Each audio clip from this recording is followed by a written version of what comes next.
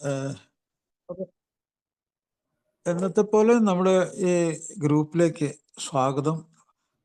പ്രത്യേകിച്ച് പുതുമക്കാരായിട്ടുള്ള സുഹൃത്തുക്കൾക്ക് പ്രത്യേക സ്വാഗതം ആശംസിക്കുന്നു. ഇന്ന് ഞാൻ സംസാരിക്കാൻ ഉദ്ദേശിക്കുന്നത് നമ്മുടെ ഈ ബിഹേവിയറൽ പ്രോബ്ലം, ഈ മദ്യാസക്ത രോഗം എന്ന് പറഞ്ഞു കഴിഞ്ഞാൽ മെൻ്റൽ ആൻഡ് ബിഹേവിയറൽ ഡിസോർഡർ എന്നാണ് എല്ലാ സ്റ്റാൻഡേർഡ് പുസ്തകങ്ങളും പറയുന്നത്.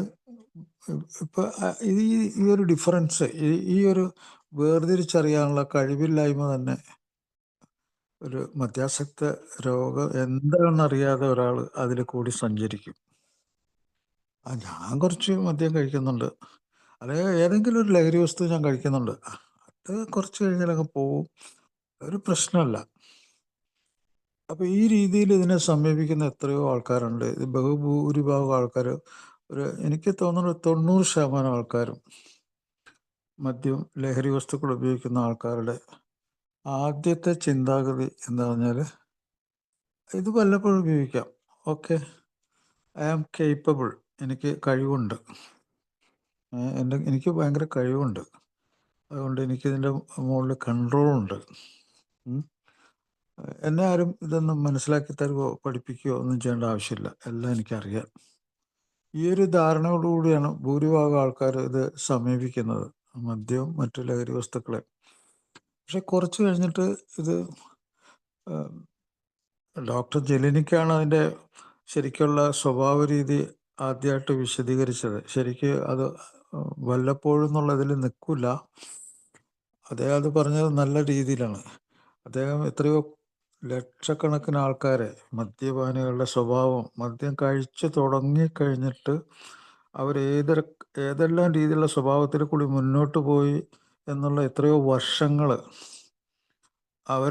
അദ്ദേഹം മാത്രമല്ല നിരീക്ഷിച്ച, അദ്ദേഹത്തിൻ്റെ അവരുടെ കുടുംബക്കാർ, അവരുടെ സുഹൃത്തുക്കൾ, ഇവരെയൊക്കെ ഇൻ്റർവ്യൂ ചെയ്ത് ഈ സ്വഭാവങ്ങളൊക്കെ എഴുതി വെച്ച് അദ്ദേഹം ഈ ഒരു ചാർട്ടൊക്കെ ഉണ്ടാക്കി. ഇവരുടെ ബിഹേവിയർ, മദ്യാസക്ത രോഗികളുടെ ഒരു ബിഹേവിയർ.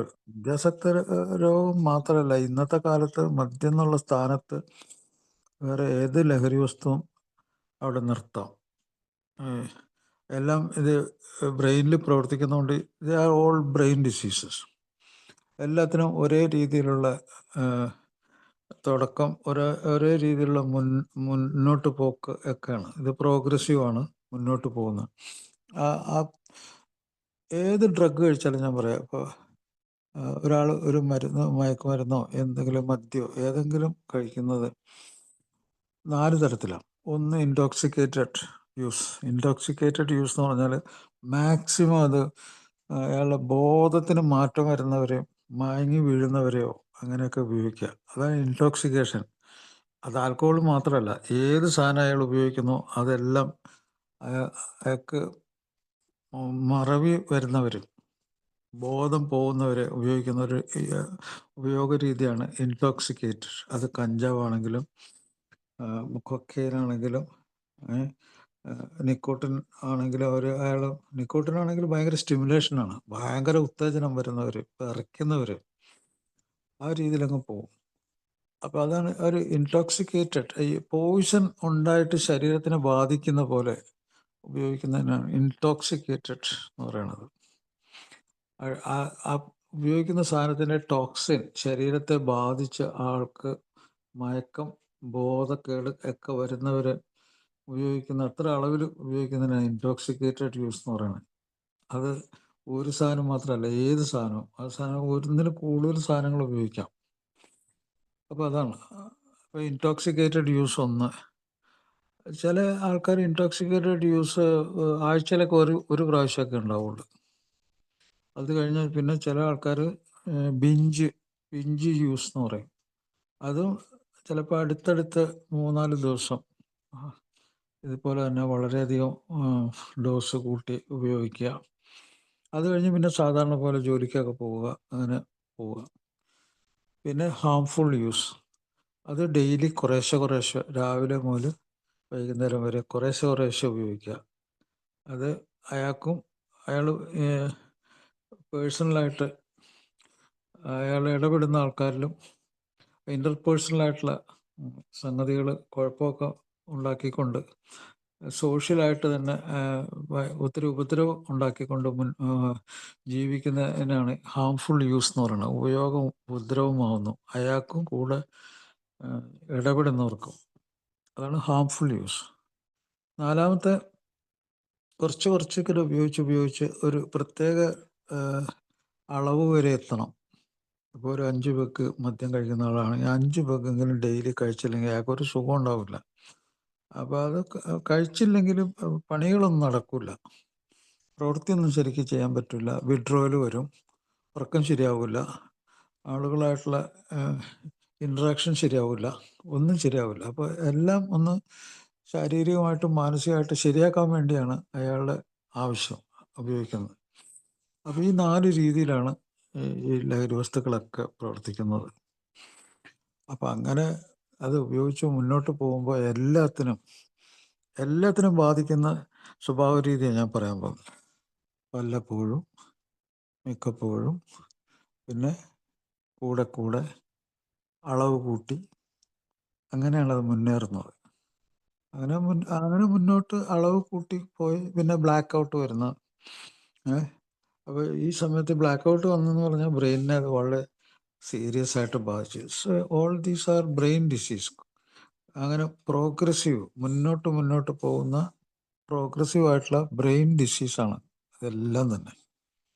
ആ രീതിയിൽ എടുത്തു കഴിഞ്ഞാൽ മാത്രമേ നമ്മുടെ ഈ ഗ്രൂപ്പ് തെറാപ്പി കൊണ്ട് ആ അണ്ടർസ്റ്റാൻഡിങ്, ആ ഒരു തിരിച്ചറിവ്, ഇപ്പം ഞാനീ പറഞ്ഞ ഈ രീതിയിലുള്ളൊരു തിരിച്ചറിവ്, ആ തിരിച്ചറിവ് നമ്മുടെ ബ്രെയിനിൽ എസ്റ്റാബ്ലിഷ് ചെയ്താലേ എനിക്ക് ഇതിൽ നിന്ന് രക്ഷപ്പെടണം എന്നുള്ള ആഗ്രഹം വരുള്ളൂ.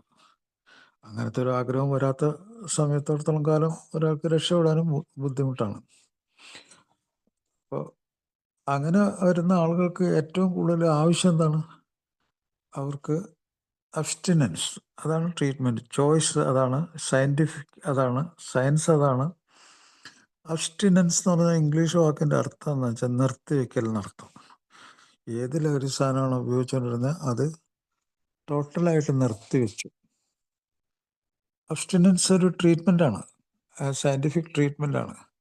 പക്ഷെ അത് എസ്റ്റാബ്ലിഷ് ചെയ്യപ്പെടുന്ന ഏറ്റവും പ്രധാനപ്പെട്ട ലോകത്തിലെ തന്നെ നമ്പർ 1 പ്രോഗ്രാമാണ് നമ്മുടെ ഈ ഗ്രൂപ്പ് തെറാപ്പി. ആൽക്കഹോളിക്സ് അനോണിമസിൻ്റെ ഗ്രൂപ്പ് തെറാപ്പി. ഇപ്പോൾ 89 വർഷമായിട്ട് ഇതെങ്ങനെ മുന്നോട്ട് പോകുന്നതിൻ്റെ അടിത്തറ എന്താണെന്നറിയാമോ?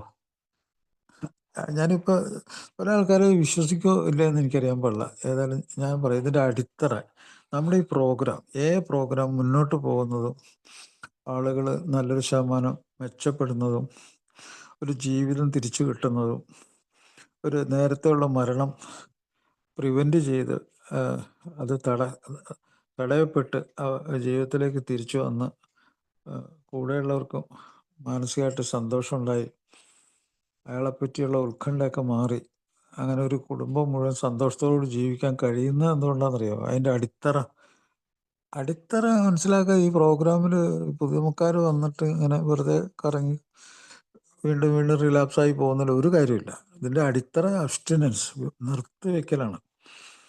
നിർത്തിവെക്കൽ എന്താണ്?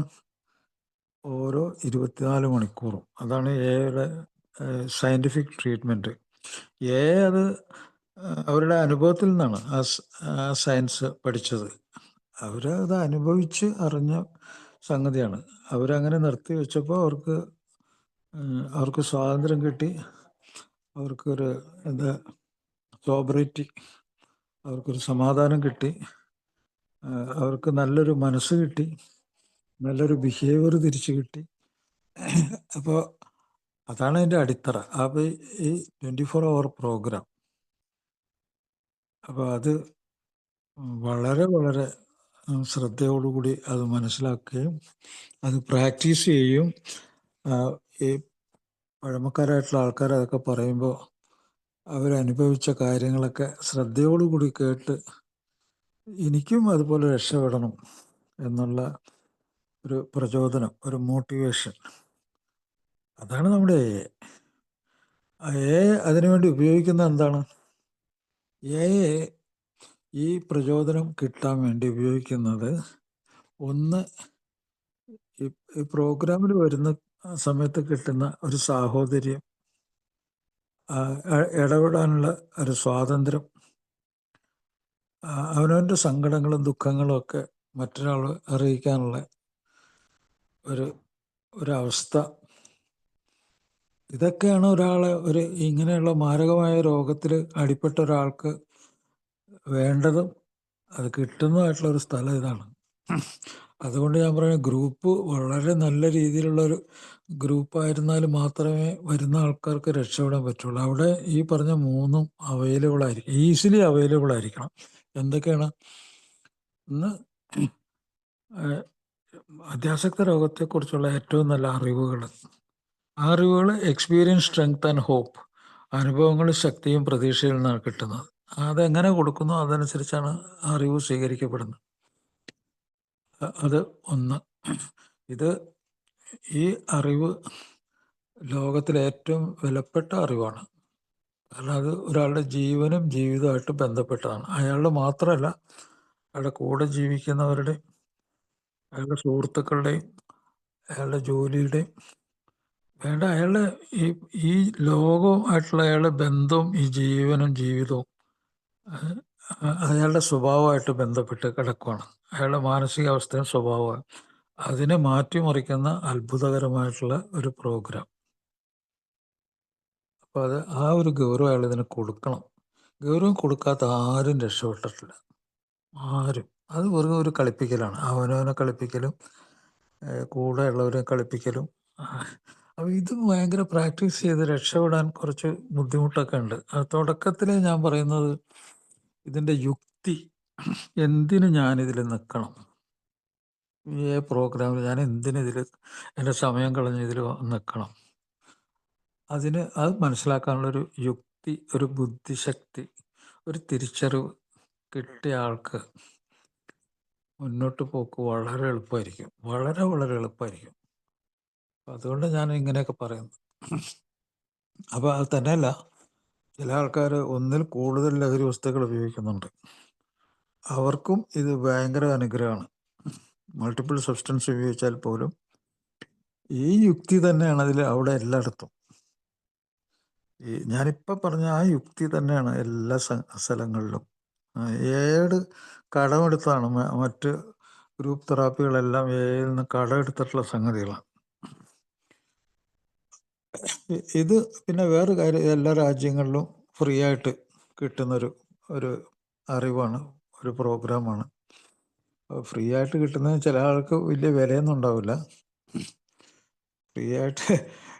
ഫ്രീ ആയിട്ട് കിട്ടുന്നത് അതിനെപ്പറ്റി പറയുമ്പോഴത്തേക്കും ഒരു കവി റോബർട്ട് ഫ്രോസ്റ്റ് ആണോ, ഞാൻ അദ്ദേഹത്തിൻ്റെ പേര് ഓർക്കുന്നില്ല, ഒരു വലിയ കവി പറഞ്ഞു, അദ്ദേഹം നമ്മൾ ബൈബിളൊക്കെ ഉദ്ധരിച്ചുകൊണ്ടുള്ള ഒരു കവിത എഴുതിയിട്ടുണ്ട് അദ്ദേഹം.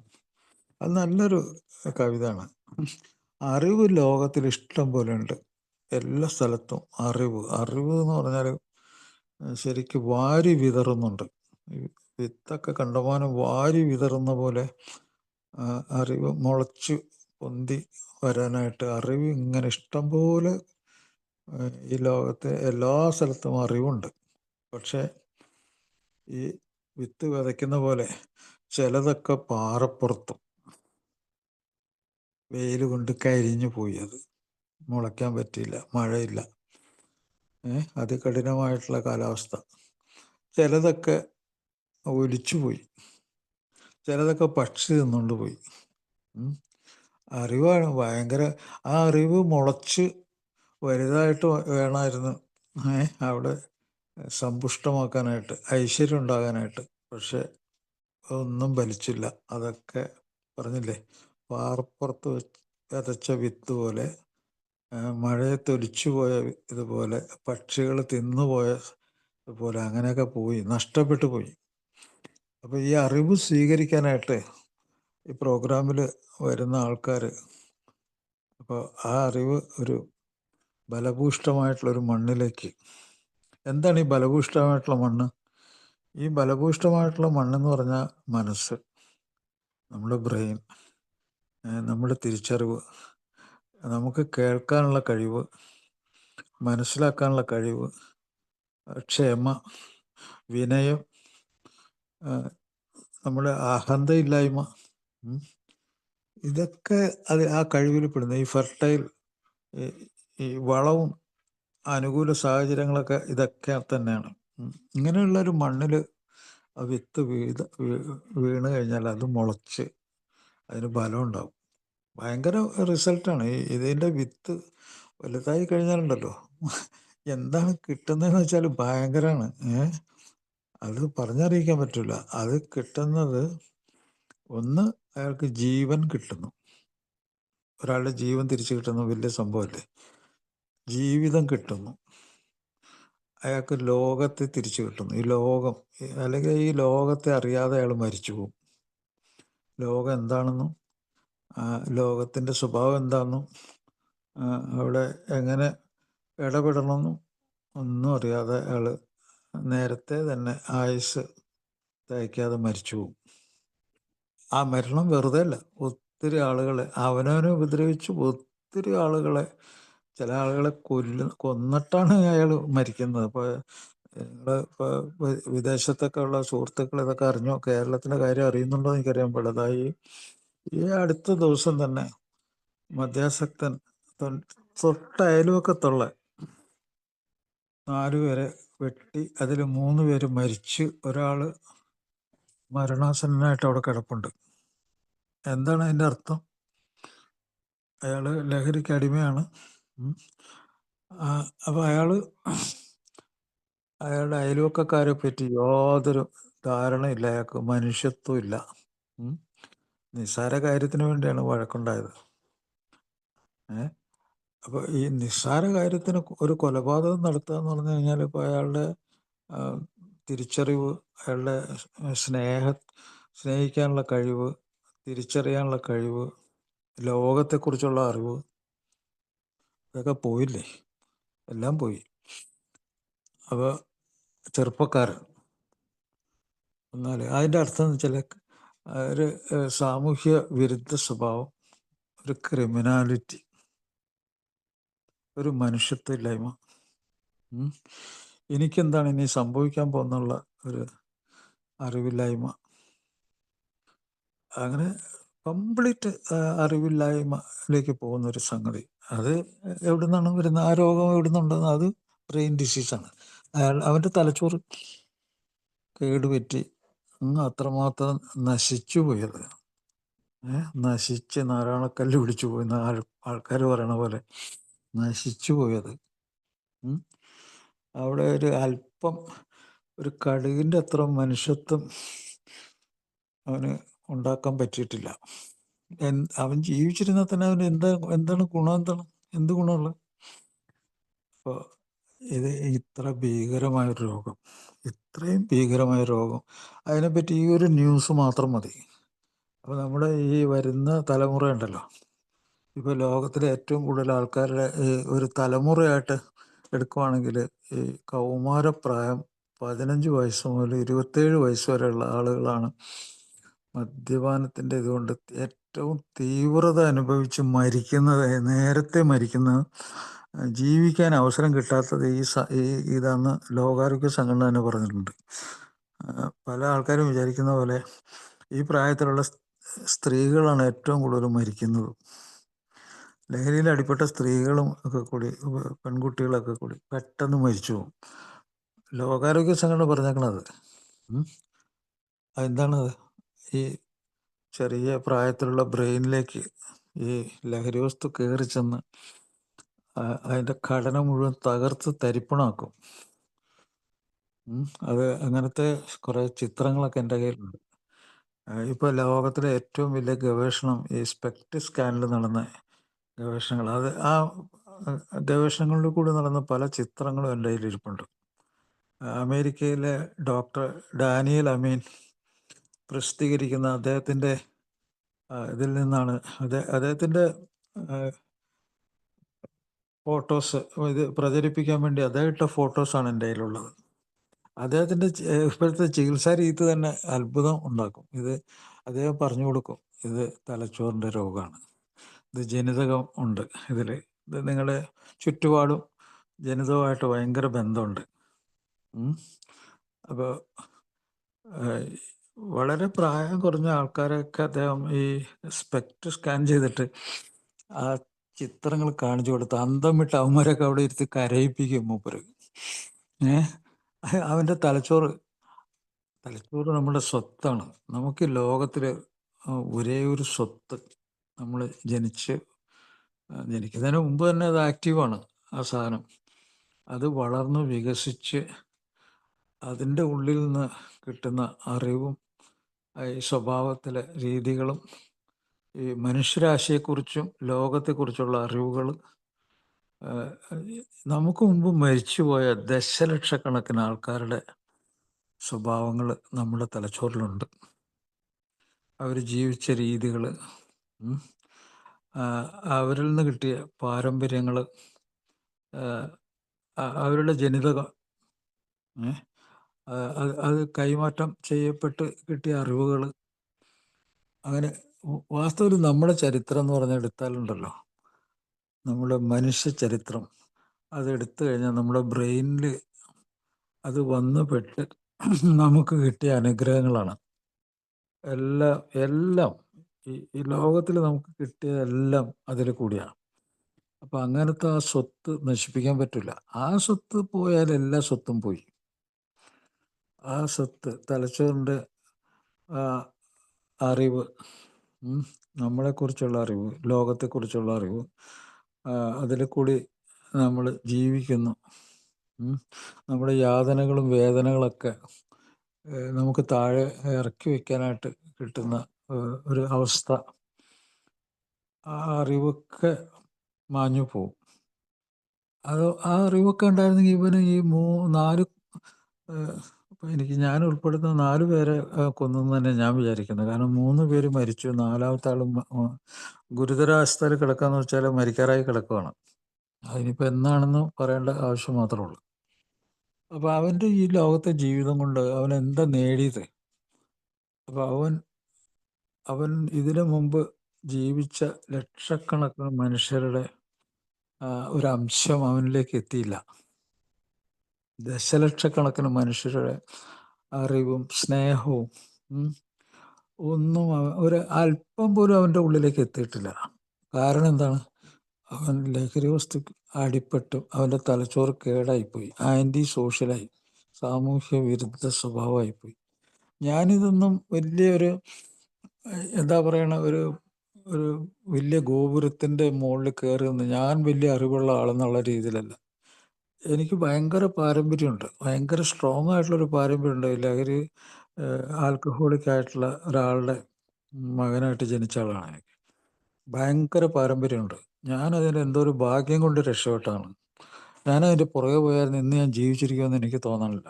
കാരണം ഈ ജനിതകം ഭയങ്കര സംഭവമാണ്. ഈ ജനിതകം എത്രയധികം ജീനുകളിലാണ് ഉള്ളതെന്നറിയാമോ? നമ്മുടെ ക്രോമസോം 46 ക്രോമസോമുണ്ട്. 2 സെക്സ് ക്രോമസോമാണ്, ബാക്കിയുള്ളത് 44.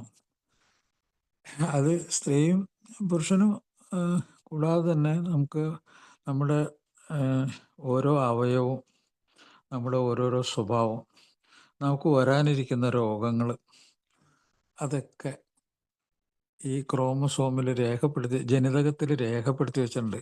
ഇന്നിപ്പോൾ ഒരുത്തൻ കൊലപാതകം നടത്തി കഴിഞ്ഞാൽ അവൻ്റെ ആ DNA പരിശോധിച്ച് കഴിഞ്ഞാൽ അവനാണത് നടത്തിയെന്ന് പെട്ടെന്ന് തന്നെ കിട്ടും. ആ ജനിതകം കണ്ടെത്താൻ വലിയ വിഷമമൊന്നുമില്ല. നിങ്ങൾക്കൊരു 6000 രൂപ മുടക്കി കഴിഞ്ഞാൽ നിങ്ങൾ ഏത് മനുഷ്യനാണ്, ഏത് തരത്തിലുള്ള രോഗം നിങ്ങൾക്കുണ്ട് എന്നൊക്കെയുള്ള പറ്റി കംപ്ലീറ്റ് നിങ്ങളുടെ ഹ്യൂമൻ ജെനോംസ് എന്ന് പറഞ്ഞൊരു ജനറ്റിക് കോഡുണ്ട്. അതിൻ്റെ ഇതുണ്ട്, ജനറ്റിക് കോഡ് മാർക്ക് ചെയ്തൊരു ചിപ്പുണ്ട്. ആ ചിപ്പ് നോക്കിക്കഴിഞ്ഞാൽ നിങ്ങൾക്ക് എന്തെല്ലാം രോഗമുണ്ട്, നിങ്ങൾ ആരാണ്, നിങ്ങൾ എന്താണ്, ഇനി നിങ്ങൾ വരാൻ പോകുന്ന ഏതൊക്കെ ക്യാൻസർ നിങ്ങൾക്ക് വരാൻ സാധ്യതയുണ്ട്, എല്ലാ സംഗതിയും മിക്കവാറും അതിൽ തന്നെ ഉണ്ടാവും. അപ്പോൾ അതൊന്നും ഇപ്പോൾ നോക്കണ്ട. നമ്മളിപ്പോൾ എല്ലാം ഇപ്പോൾ ഇങ്ങനെ എല്ലാവരുടെയും സ്കാൻ ചെയ്തും എല്ലാവരെയും പരിശോധിക്കേണ്ട ആവശ്യമില്ല.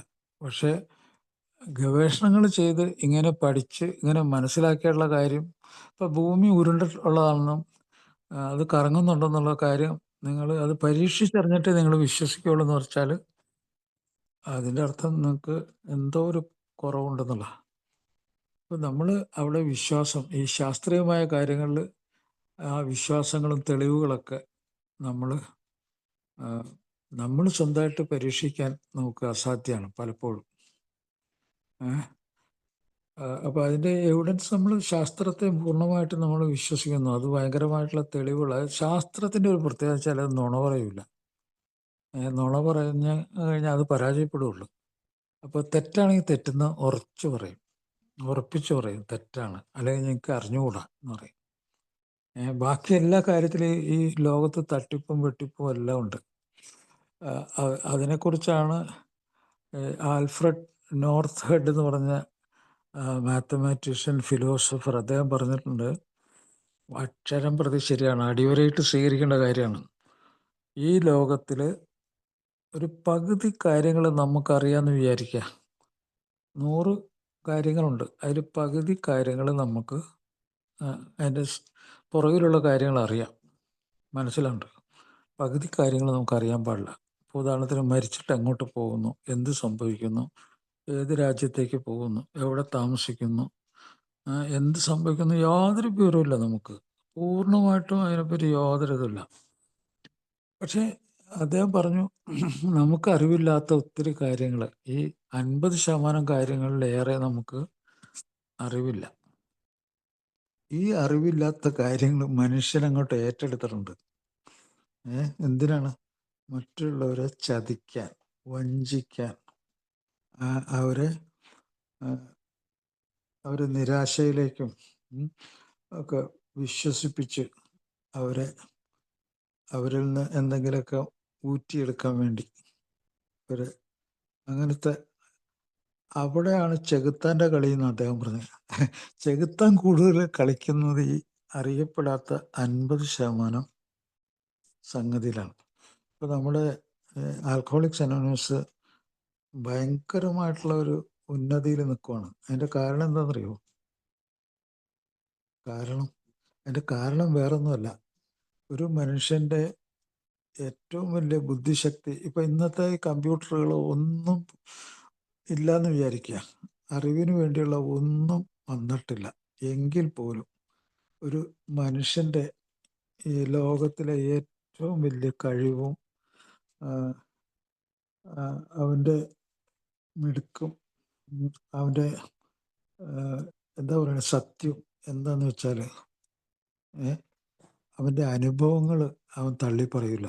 ആ അനുഭവങ്ങളിൽ അവൻ നുണ പറയേണ്ട ആവശ്യമില്ല. അനുഭവങ്ങളിൽ നുണ പറയുകയാണെങ്കിൽ അവൻ പോക്ക. അപ്പോൾ ഈ അനുഭവങ്ങളും ശക്തിയും പ്രതീക്ഷയും എന്ന് പറഞ്ഞ ഈ 3 കാര്യങ്ങളുണ്ടല്ലോ, അത് ഈ ലോകാവസാനം വരെ നിൽക്കും. അതാണ് ഇതിൻ്റെ ശക്തി. ഈ ആൽക്കഹോളിക്സ് അനോണിമസിൻ്റെ ശക്തി അനുഭവങ്ങളും ശക്തിയും പ്രതീക്ഷയും പരസ്പരം. ആ വാക്ക് വളരെ ഇമ്പോർട്ടൻ്റാണ്. ഒരാൾ പ്രൈവറ്റായിട്ടല്ല, പരസ്പരം. ഈ ഇതിലെല്ലാത്തിലും ഭയങ്കര, ഓരോ വാക്കിലും ഭയങ്കര അറിവാണ്. എക്സ്പീരിയൻസ് അനുഭവങ്ങൾ എന്താണ്? മോശപ്പെട്ട അനുഭവമുണ്ട്, നല്ല അനുഭവമുണ്ട്. ഒരാൾ ബുദ്ധിമാനാകുന്നത് എങ്ങനെയാണ്? ഈ മോശപ്പെട്ട അനുഭവങ്ങളെ പരിഷ്കരിച്ച് മാറ്റിയെടുത്ത് മെച്ചപ്പെട്ട അനുഭവമാക്കി മാറ്റുമ്പോൾ അയാൾ ബുദ്ധിമാനും മിടുക്കനോ കഴിവുള്ളവനോ ഒക്കെ ആവുന്നു. അപ്പോൾ അതിനേക്കാൾ നല്ലൊരു പരിപാടി വേറെ ഉണ്ടോ? ഒരാൾ ഇൻ്റലിജൻ്റ് ആണ്, കഴിവുള്ളവനാണ്, തിരിച്ചറിവുള്ള ആളാണെന്നൊക്കെ പറയണത് എന്താണ്? മോശപ്പെട്ട അനുഭവങ്ങളെ അയാൾ നല്ല അനുഭവങ്ങളായിട്ട് മാറ്റുന്നു. അതിന് വെറുതെ ഇങ്ങനെ പറഞ്ഞു നടക്കുമല്ല, അയാളുടെ കഴിവ് പുറത്തെടുത്ത്, കപ്പാസിറ്റി അതയാൾ പുറത്തെടുക്കും, എന്നിട്ട് അനുഭവിച്ചു അറിയും. അപ്പോൾ തെറ്റുകളെ അയാൾ മനസ്സിലാക്കി, അയാൾ ബിഹേവിയറിനെ മനസ്സിലാക്കും, അയാളുടെ മനസ്സെന്താണെന്ന് മനസ്സിലാക്കും. അങ്ങനെ അനുഭവങ്ങൾ, അത് ഭയങ്കര ശക്തിയാണ്. എങ്ങനെയാണ് ശക്തി ഉണ്ടാക്കിയെടുക്കുന്നത്? അങ്ങനെ അയാൾ ഇൻ്റലിജൻ്റ് ആവും, കൂടുതൽ ഇൻ്റലിജൻ്റ് ആവും, എങ്ങനെ ജീവിക്കണമെന്ന് മനസ്സിലാവും, ഏത് രീതിയിൽ ജീവിക്കണമെന്ന് മനസ്സിലാവും. അത് ആ ഒരു വിവരം അയാൾക്ക് എവിടെ നിന്നാണ് കിട്ടുന്നത്? മറ്റ് ആളുകൾ അനുഭവിച്ച അനുഭവങ്ങളിൽ നിന്ന് കിട്ടും. അയാളുടെ അനുഭവം കൂടി അതിനോട് ചേർത്ത് വയ്ക്കും, തമ്മിൽ കമ്പയർ ചെയ്യും. ഇതൊക്കെ അയാളുടെ ബുദ്ധിയിൽ കൂടിയാണ്. ഇതൊക്കെ പ്രവർത്തിക്കണമെങ്കിൽ അയാൾ മദ്യം കഴിച്ചുകൊണ്ട് ഈ പരിപാടി നടത്തിയാൽ അയാളുടെ ഉള്ളിലേക്ക് തന്നെ ഇതിൻ്റെ ഒരു 100-ൽ 1 ഭാഗം പോലും കയറില്ല. അപ്പോൾ മദ്യം ഇല്ലാതെ തന്നെ അയാൾ അല്ലെങ്കിൽ മറ്റു ലഹരികളില്ലാതെ തന്നെ ഇത് ഒരു 24 മണിക്കൂർ അയാൾ അതിൻ്റെ ഒരു ഉദാഹരണമായിട്ട് അയാളിൽ നിന്ന് വിട്ടു നിന്നുകൊണ്ട് അയാൾ സ്വന്തം ശരീരത്തിലും മനസ്സിലും ഒക്കെ പരീക്ഷണം നടത്തണം. അങ്ങനത്തെ ഒരു പ്രോഗ്രാം വേറെ എവിടെയെങ്കിലും ഉണ്ടോ? ഇത് മറ്റു മനുഷ്യർ ചെയ്യുന്ന പരിപാടികൾ തന്നെയാണ്, അവരറിയാതെ ചെയ്യുന്നുണ്ട് അതൊക്കെ. പക്ഷേ ഈ അറിവ് ഫ്രീ ആയിട്ട് കിട്ടുന്നൊരു സ്ഥലമാണ് ആൽക്കഹോളിക്സ് അനോണിമസിൻ്റെ ഗ്രൂപ്പ് തെറാപ്പി. അപ്പോൾ ഈ അനുഭവങ്ങൾ എത്ര വിലപ്പെട്ടതാണെന്നും അത് മാറ്റേണ്ടതിൻ്റെ ആവശ്യം എന്താണെന്നും അത് എങ്ങനെ മാറ്റാൻ പറ്റും എന്നൊക്കെയുള്ള ഒരു ഭയങ്കര അറിവ് അയാൾക്ക് ഇവിടെ കിട്ടുന്നുണ്ട്. അത് ഏത് രീതിയിൽ അതിനെ സമീപിക്കണമെന്നും കിട്ടുന്നുണ്ട്. അതിൽ അനുഭവങ്ങൾ പറയുന്ന ആൾക്കാർ 24 മണിക്കൂറിന് ഭയങ്കര പ്രാധാന്യം കൊടുത്ത് അതിൽ കൂടി മുന്നോട്ട് പോവാണ്. അപ്പോൾ അനുഭവങ്ങൾ അവിടെ ഏറ്റവും വലിയ ഒരു കഴിവും ശക്തിയും ഒക്കെ ആയിട്ട് മാറും. അനുഭവങ്ങൾ ശക്തി ഉണ്ടാക്കും. ഇതിൽ നിന്ന് കിട്ടുന്നത് എന്താണ്? ഇതാണ് ജീവിതത്തിൻ്റെ പ്രതീക്ഷയ്ക്ക് ഒരു അടിസ്ഥാനം, ഇനിയുള്ള ജീവിതത്തിൻ്റെ ഒരു പ്രതീക്ഷ. ഒരു മദ്യാസക്തന് നഷ്ടപ്പെടുന്നതിനെക്കുറിച്ച് എന്തൊക്കെ നഷ്ടപ്പെടുന്നത്? അയാൾക്ക് നഷ്ടപ്പെടുന്നത് പ്രതീക്ഷ നഷ്ടപ്പെടുന്നത്, ഹോപ്പ്ലെസ്നെസ്. അയാൾ നിസ്സഹായനാണ്, അറിവില്ലാത്തതുകൊണ്ട് അയാൾ നിസ്സഹായനാണ്, ഹെൽപ്ലെസ്. ഇതൊക്കെ ബൈഹാർട്ട് പഠിച്ചു വയ്ക്കേണ്ടതാണ് എൻ്റെ അഭിപ്രായം. എന്താണ് ഹോപ്പ്ലെസ്? പ്രതീക്ഷയില്ലാത്ത അങ്ങനത്തെ കളികളാണ് അയാളുടെ ജീവിതത്തിൽ ഉടനീളം. പ്രതീക്ഷയില്ലാത്ത കളികളാണ്. ഇനി അങ്ങ് മരിച്ചോട്ടെ, ഞാൻ കുടിച്ച് മരിച്ചോട്ടെ, എന്നെപ്പറ്റി ആരും സങ്കടപ്പെടണ്ട. ഒരു ഒരു എന്താ പറയുക, സെൻറ്റിമെൻ്റലിസം അല്ലെങ്കിൽ ഒരു അഭിനയം അയാളുടെ ഇപ്പോഴത്തെ ഒരു, അല്ലെങ്കിൽ ഒരു ഹിസ്റ്ററി ആയിട്ട് ഹിസ്ട്രോണിക്ക് ആൾക്കാരെ പ്രദർശിപ്പിച്ച് കാണിക്കാനുള്ളൊരു സഹതാപം കിട്ടൽ. ഇതൊക്കെ ഈ കളിയൊക്കെ എല്ലാ കളികളും അയാൾ കളിക്കും. ഈ തലച്ചോറിന് ഇങ്ങനെ കുഴപ്പമുണ്ടാക്കുമ്പോൾ എല്ലാ കളികളും കളിക്കും. ഫ്രോഡിൻ്റെ എത്രയോ ആൾക്കാർ ഫ്രോഡ് കളികൾ കളിക്കുന്നു, കളിപ്പിക്കൽ പരിപാടികൾ. സത്യസന്ധത കംപ്ലീറ്റ് പോവും. നുണ പറയൽ, ആയിരക്കണക്കിന് നുണകൾ ഒക്കെ വരും. അപ്പോൾ അങ്ങനെ ആരും സ്വീകരിക്കില്ല. അപ്പോൾ ഹോപ്പ്ലെസ് ആണ്, ഹെൽപ്ലെസ് ആണ്. അപ്പോൾ ഈവൻ വീട്ടുകാർ വരും അയാളെ ഒരു വീട്ടിലെ അംഗമായിട്ട് ചിലപ്പോൾ എത്രയോ ആൾക്കാരങ്ങനെ കരുതില്ല. അതുകൊണ്ട് തന്നെ പല ആൾക്കാർക്കും ഇതിൽ പിടിച്ചു നിൽക്കാൻ പറ്റാത്ത അതാണ്. അത് വീട്ടുകാർക്ക് അതിന് ഈ രോഗത്തെക്കുറിച്ചുള്ള അറിവില്ലായ്മ കൊണ്ട് തന്നെ. അല്ല, അവർ അറിവില്ലായ്മ അവർക്ക് കുറ്റപ്പെടുത്താൻ പറ്റില്ല. അവർ ഇയാൾക്ക് ഒരു വീട്ടിലെ അംഗമാണെങ്കിലും വീടില്ലാത്ത പോലെ അയാളോട് പെരുമാറുന്നത്. അതുകൊണ്ട് അയാൾ ഹോംലെസ് കൂടിയാണ്. അപ്പോൾ ഹോപ്പ്ലെസ്, ഹെൽപ്ലെസ് ആൻഡ് ഹോംലെസ്. ലോകത്തിൽ അങ്ങനെയുള്ള ഒരാൾക്കിത് മൂന്നും നഷ്ടപ്പെടുന്ന ലോകത്തിലെ ഏറ്റവും കൂടുതൽ മനുഷ്യർ ഈ ലഹരി വസ്തുക്കൾ ഉപയോഗിക്കുന്ന ആൾക്കാരാണ്. മറ്റ് കുറച്ച് ആൾക്കാർ അതിൻ്റെ പുറകെ വരുന്നുണ്ട്. അതാണ് സൈക്യാട്രി, മാനസിക രോഗമുള്ളവർ. പക്ഷേ അവർ കൂടെ ജീവിക്കുന്നവർക്ക് കരുണയുള്ളവരാണ്.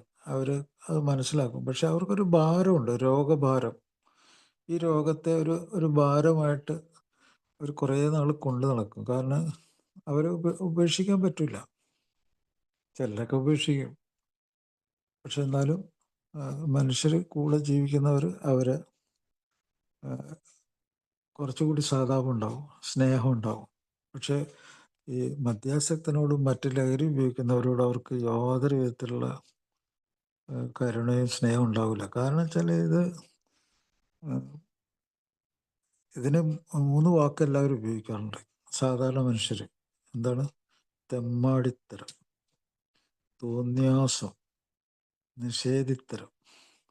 ഇത് ഞാൻ വെറുതെ പറയണല്ല, ഭൂരിഭാഗം ആൾക്കാർ പറഞ്ഞ് ഞാൻ കേട്ടിട്ടുള്ളതാണ്. ഇത് തന്നെയാണ് ഡോക്ടർ ജെലിനിക്കും ഇതിനെപ്പറ്റി അറിയാവുന്ന പഴയ ഡോക്ടർമാരും ഒക്കെ ഇങ്ങനെ പറഞ്ഞിട്ടുണ്ട്. ഇപ്പോൾ ഡോക്ടർ എഡ്ഗാർ പേയ്സിന് എനിക്ക് വളരെ ബഹുമാനമുള്ള ഡോക്ടറാണ്.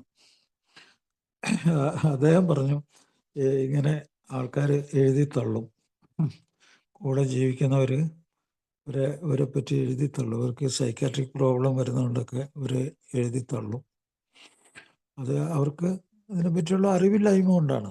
അവരുടെ നോട്ടത്തിൽ അവരുടെ അറിവ് ഇത്രയാണ്: ഒരു തെമ്മാടിത്തരാണ്, തോന്നിയാസാണ്, നിഷേധിത്തരാണ്. അതിൻ്റെ ഇംഗ്ലീഷ് മലയാളത്തിലേക്ക്, ഈ മലയാളം ഇംഗ്ലീഷിലേക്ക് ആക്കുവാണെങ്കിൽ കറക്റ്റ് അതിൻ്റെ അറിവ് കിട്ടും. അപ്പോൾ ഡിനയൽ എന്ന് പറഞ്ഞൊരു വാക്കുണ്ട്. നിഷേധിത്തരം എന്ന് പറഞ്ഞാൽ ഡിനയലാണ്. ഈ ഡിനയൽ ഇതേപോലത്തെ രോഗത്തിലല്ല വേറെ ഏത് രോഗത്തിലുള്ളേ. അല്ലെങ്കിൽ മനഃപൂർവ്വം നുണ പറഞ്ഞ ആൾക്കാരെ കളിപ്പിക്കുന്ന ആൾ, അവരും ഡിനയലാണ്. അങ്ങനെ ഇഷ്ടംപോലെ ആൾക്കാരുണ്ട് മനഃപൂർവ്വം നുണ പറഞ്ഞ് കളിപ്പിക്കുക. അത് ഈ പ്രോഗ്രാമിൽ വന്നിട്ട് അതൊക്കെ ചില ആൾക്കാർ ഇത് കഴിഞ്ഞ് സോബറായി എന്നൊക്കെ പറഞ്ഞിട്ടും ഒക്കെ ചെയ്യുന്ന ആൾക്കാരൊക്കെ ഉണ്ട്. നമ്മുടെ ഈ പ്രോഗ്രാം വളരെ ഇമ്പോർട്ടൻ്റ് ആണ്. അതിന് അവനവനോടുള്ള സത്യസന്ധത ആണ് ആദ്യം ട്രെയിനിങ്ങിൽ വരുന്നത്. അവിടെ പഠിപ്പിക്കുന്നതാണ് അവനവനോട് സത്യസന്ധനായിരിക്കുക, ഇൻ്റലിജൻ്റ് ആവാൻ ശ്രമിക്കുക, സോബറാകാൻ ശ്രമിക്കുക. 24 മണിക്കൂർ ഇതിൽ കൂടി ഇന്നത്തെ 24 മണിക്കൂർ എന്നുള്ള അത് തുറന്ന മനസ്സോടുകൂടി പ്രവർത്തിക്കുക, ഒരു സഹാനുഭൂതി ഉണ്ടാകുക, അതുപോലെ തന്നെ ഉത്തരവാദിത്തങ്ങൾ,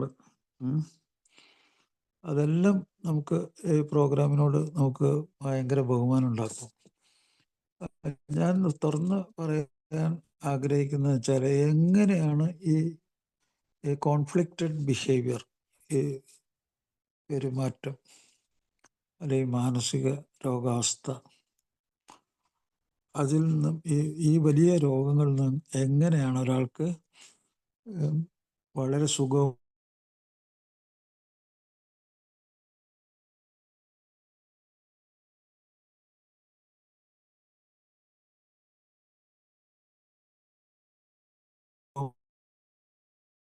ായിട്ട് ഇതിൽ കൂടി ഈ പ്രോഗ്രാമിൽ കൂടി രക്ഷപ്പെട്ട് ഈ ജീവിതത്തിലേക്ക് തിരിച്ചു വരാൻ പറ്റും. ഈ മധ്യാസക്ത രോഗം അയാളുടെ ബുദ്ധിക്കുന്നവരെ ക്രിയാത്മകമായി ഉള്ള കഴിവ്, അയാളുടെ എല്ലാ കഴിവുകളും അയാൾക്ക് ആരെയും താങ്ങിക്കൊണ്ട് ജീവിക്കാതെ സ്വന്തം കഴിവിൽ ജീവിക്കാൻ അയാളെ പ്രാപ്തനാക്കുന്ന അയാളുടെ തലച്ചോറ്, അയാളുടെ ഉള്ളിൽ നിന്ന് വരുന്ന ജീവിക്കാനുള്ള ബുദ്ധിശക്തിയാണ്.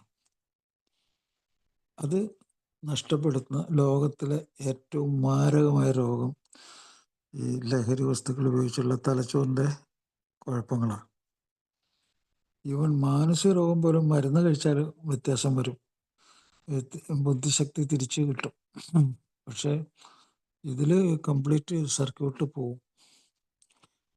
അപ്പോൾ ഈ കോഗ്നിറ്റീവ് ചേഞ്ച് എന്ന് പറയുന്നത് ബുദ്ധിപരമായിട്ടുള്ള ഒരു നാശം, ബുദ്ധിയിൽ ജനറൽ ഇൻ്റലിജൻസ്, പൊതുവായിട്ട് ജീവിക്കാനുള്ള ബുദ്ധിശക്തിയുടെ ഒരു കുഴപ്പം, അത് തലച്ചോറിൻ്റെ കുഴപ്പം കൊണ്ടാണ് കേട്ടോ.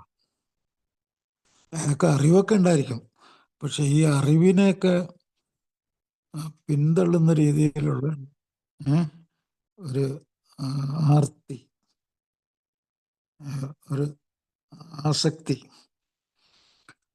അല്ലെങ്കിൽ നിയന്ത്രണമില്ലായ്മ, അല്ലെങ്കിൽ ഒരു അഹന്ത അയാളുടെ ഉള്ളിൽ പ്രവർത്തിക്കും.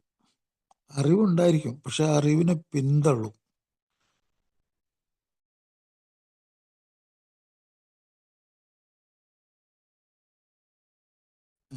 അതാണ് ഈ ബുദ്ധിശക്തിയുടെ ഒരു കാറും പ്രവർത്തിക്കുന്നത്.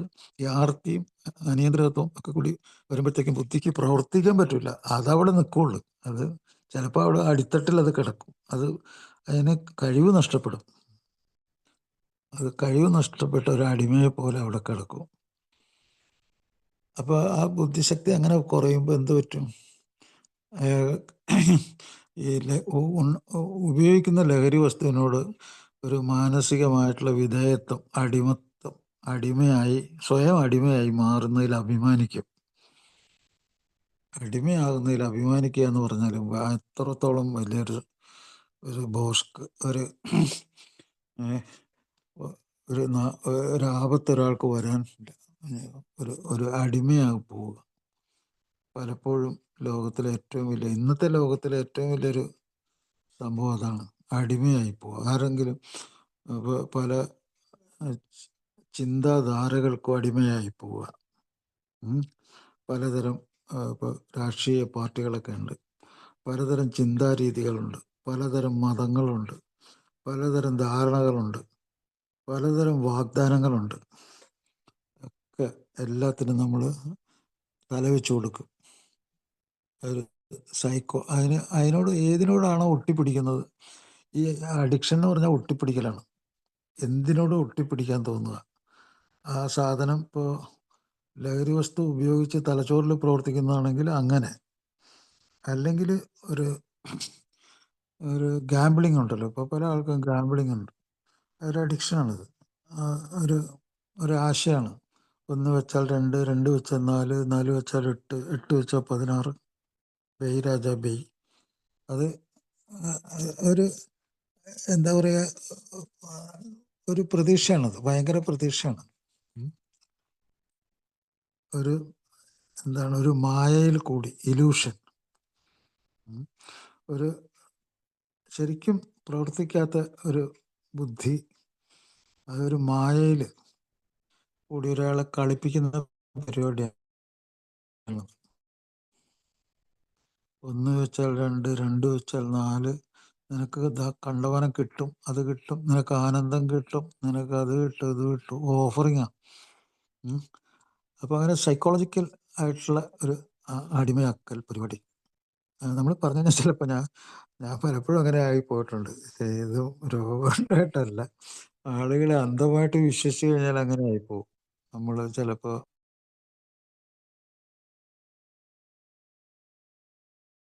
അടിമയായിപ്പോവും. നമ്മളൊക്കെ ഇതൊക്കെ ഓഫർ ചെയ്തിട്ടുണ്ട്, അതൊക്കെ കിട്ടും. ഇപ്പോൾ ദാരിദ്ര്യം അനുഭവിക്കുന്ന ഒരാൾക്ക് എന്താ, 2 നേരം ശാപ്പാട്, ഭയങ്കര അയാൾക്ക് ജീവിക്കണേ അത് വേണം, അടിമയായി കഴിഞ്ഞു. അതുപോലെ മറ്റൊന്ന്, അയാൾക്ക് അയാളെ കഴിവുള്ളവനാണോ, അയാൾക്ക് ശരിക്കുള്ള കഴിവൊക്കെ ഉണ്ട്, പക്ഷെ അയാൾ എപ്പോഴും അയാളെ തന്നെ സംശയിച്ചുകൊണ്ടിരിക്കും. സെൽഫ് ഡൗട്ട് എന്ന് പറയും. എനിക്കെന്തോ പറ്റിയോ, എനിക്ക് കുഴപ്പമില്ല ഉണ്ടോ, ഞാൻ കഴിവുള്ളവനാണോ, ഇങ്ങനെ സംശയിച്ചുകൊണ്ടിരിക്കും. അയാളെ തന്നെ സംശയിച്ചുകൊണ്ടിരിക്കും. അത് ഈ തലച്ചോറിൻ്റെ ഒരു ബുദ്ധിശക്തി നഷ്ടപ്പെടുന്നതുകൊണ്ടാണ്, ഇലക്ട്രിക്കൽ സർക്യൂട്ട്. അതുപോലെ അയാൾക്ക് പല സംഗതികളും നഷ്ടപ്പെട്ടിട്ടുണ്ടാവും. പണം ഇല്ല, കഴിവ് പോയതുകൊണ്ട് പണം ഇല്ല, ആരും വിളിക്കുന്നുമില്ല, അടിമയാണല്ലോ. പിന്നെ ഈ ലഹരി വസ്തു ഉപയോഗിക്കുന്ന ആളാണെങ്കിൽ അതിൽ നിന്ന് വിട്ടു നിൽക്കാൻ സാധിക്കാതെ അയാൾ ഇങ്ങനെ അലഞ്ഞു തിരിഞ്ഞ് നടക്കുക. അബ്സ്റ്റിനൻസ്, അതാണ് പറയുന്നത്, ഇനബിലിറ്റി ടു അബ്സ്റ്റെയിൻ.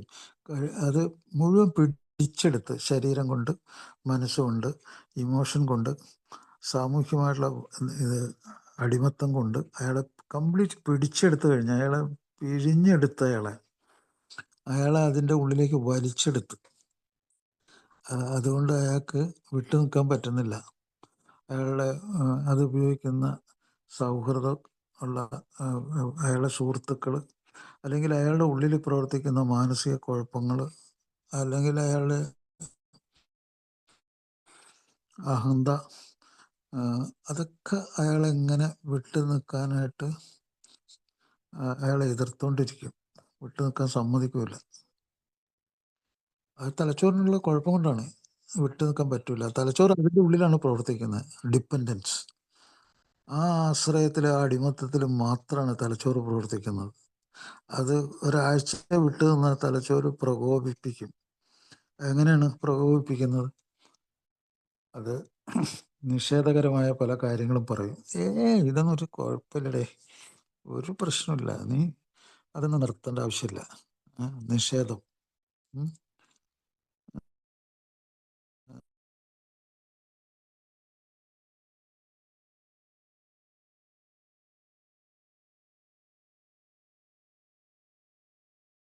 നീ ഞങ്ങളുടെയൊക്കെ സൗഹൃദം വിട്ട് എങ്ങോട്ട് പോകാനാ? ഉം. യാഥാർത്ഥ്യം മനസ്സിലാക്കാനുള്ള ഇത് നഷ്ടപ്പെടുത്തും.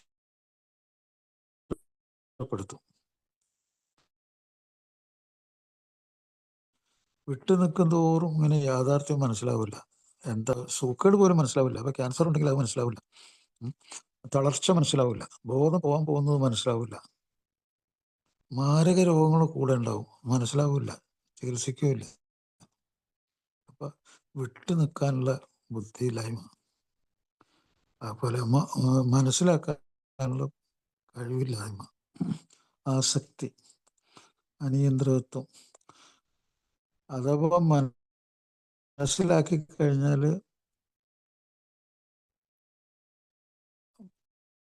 പ്രവൃത്തി നേരെ ഓപ്പോസിറ്റ് ആക്കുക. ഇപ്പോൾ പുതിയതായിട്ട് 4 ചോദ്യങ്ങൾക്ക് പകരം ഒരു ചോദ്യം കൂടി ചോദിക്കാം. നിങ്ങൾ മദ്യം കഴിച്ച് നിങ്ങൾ വണ്ടി ഓടിക്കാറുണ്ടോ എന്ന് ചോദിക്കും. അത് ശരിക്കും സത്യം പറഞ്ഞാൽ യെസ് തന്നെ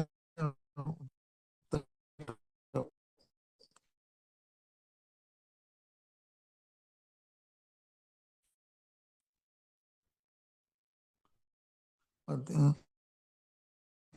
നുണ എന്ന് പറഞ്ഞാൽ അവനവനെ സത്യസന്ധമായിട്ട് പറഞ്ഞാൽ അവനെ തന്നെ പാര വയ്ക്കണം. വേണ്ടി വരുന്നു. മദ്യം കഴിച്ചിട്ട് നീ വണ്ടി ടെസ്റ്റിൽ. അപ്പോൾ എന്താണ് അവന് അറിവുണ്ട്. എനിക്കത് ഓടിച്ചു കഴിഞ്ഞാൽ കുഴപ്പമുണ്ടാവുമെന്ന് അറിയാം. എന്നാൽ അറിഞ്ഞുകൊണ്ട് തന്നെ അവനത് ചെയ്യുന്നു. അതിനെതിരായിട്ട് ചെയ്യുന്നു. ഇതൊരു പ്രധാനപ്പെട്ട ഒരു സംഭവമാണ്. അറിഞ്ഞുകൊണ്ട് തന്നെ അറിവുണ്ടായിട്ട് പോലും അതിനെതിരായിട്ട് പ്രവർത്തിക്കുക. Inability to abstain. പിന്നെ അത് തന്നെയല്ല, ഉൾവലിവ്. ഞാൻ എൻ്റെ സുഹൃത്തുക്കളെയൊക്കെ വിട്ട് പോയി കഴിഞ്ഞാൽ എനിക്ക് ആരുമില്ല. സ്വയം വലിവ്, പഴയ ആ അടിമത്തത്തിലേക്ക് തിരിച്ചു പോവുക. ഇതൊക്കെ സ്വഭാവത്തിൽ മദ്യം കഴിക്കുമ്പോൾ വരുന്ന സ്വഭാവത്തിലും അതിനെ സൂക്ഷ്മമായിട്ട് നിരീക്ഷിച്ചാൽ നമുക്ക് കാണുന്ന കാര്യങ്ങൾ. അപ്പോൾ എന്തൊക്കെയാണ്? ഒന്ന്,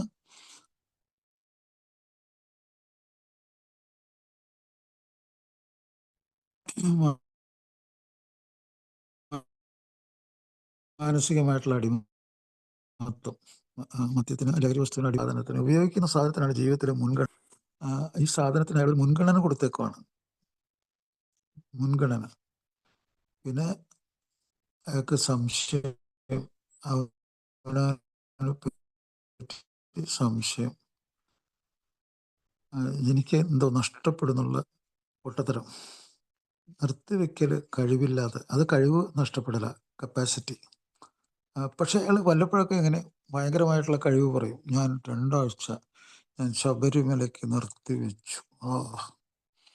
അവിടെ അയാൾ ഭയങ്കര അഭിമാനിക്കുന്നു. ഞാൻ 40 ദിവസം നിർത്തിവെച്ചു. അപ്പോൾ അയാൾക്ക് അറിയാം അത് വലിയൊരു കഴിവാണെന്ന്. അല്ലെങ്കിൽ അയാൾ എടുത്തു പറയേണ്ട ആവശ്യമില്ലല്ലോ. ഇങ്ങനെ നിർത്തിവെക്കുന്ന വലിയൊരു കഴിവെന്ന് അയാൾക്ക് അറിയാം. അത് അഹങ്കാരത്തോടുകൂടി പറയുകയും ചെയ്യും. അപ്പോൾ ഇങ്ങനെ എപ്പോഴും ഉൾവലിവ് വന്നുകൊണ്ടിരിക്കും. ഇതിൻ്റെ കൂടെ മറ്ററ്റത്ത്, അപ്പോൾ ഒരറ്റത്ത് ഈ ബുദ്ധിപരമായിട്ടുള്ള തകരാറ്, മറ്റേ അറ്റത്ത് സ്വഭാവത്തിൽ ഭയങ്കരമായിട്ടുള്ള കുഴപ്പങ്ങൾ.